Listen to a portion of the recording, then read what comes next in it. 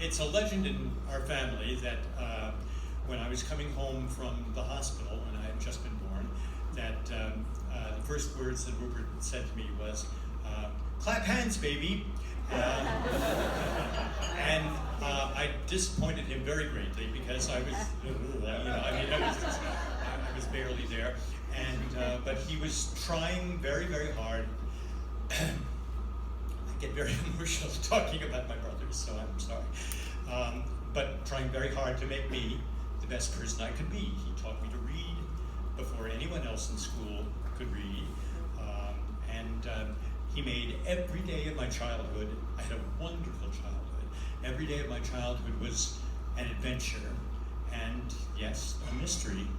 And he's kept on doing it all this time, But the thing is that how does that bring us to the number that I'm going to sing? It's the closing number of Edwin Drood. It's actually sung by a female wonderful belter. But in any case, Edwin Drood has been presumed dead, and suddenly comes back and is alive and has learned a lesson. Now, something that is a theme that runs all through Rupert's work. Nobody ever talks about this very much, but I do. Is that he writes characters that are redeemed. He writes bad characters sometimes. Edwin Drood is not a nice person, really, but he redeems himself. He's learned a lesson.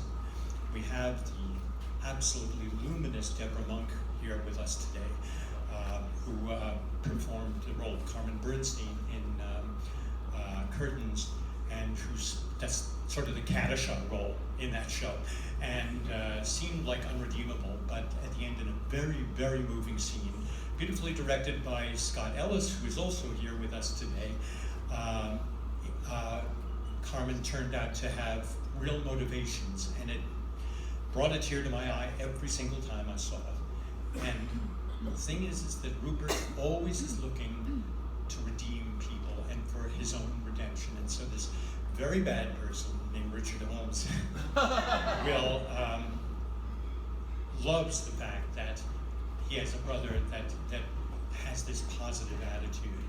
And in these times, and I have to say I've been through a rather difficult year myself, but holding on to life and making sure that we can live and giving it all our best is very important.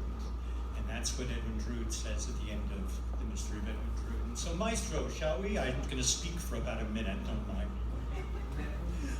I am Lazarus, risen from the grave. Quite alive you find me.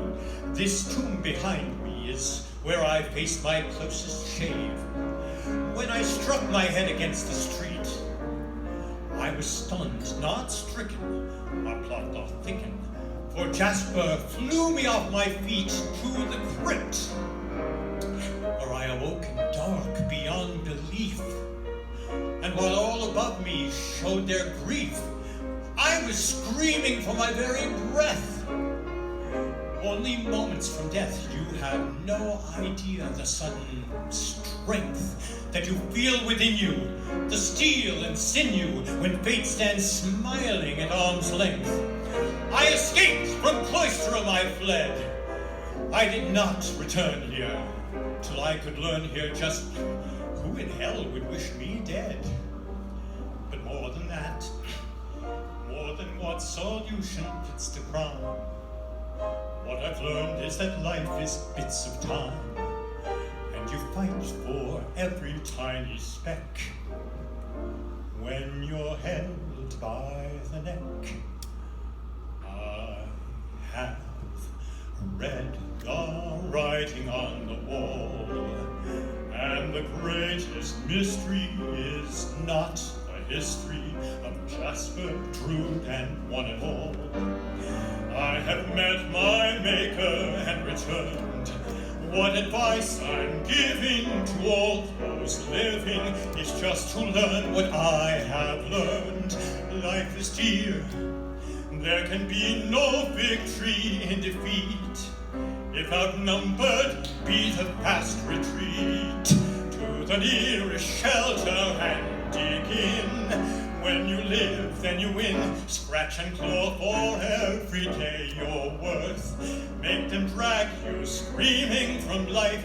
Keep dreaming you'll live forever here on earth. I have read the writing on the wall, and it's clearly spelled out to those who've held out that holding on to life is all. Is it clear? If you hear my voice, then you're alive. What a bloody marvel we survive. When you think of every risk we face in a mad human race, I have read the writing on the wall. Try to live forever and give up never the fight. You'll need the wherewithal. Can't you heed the lightning as I plead, inciting you to read the writing on the wall?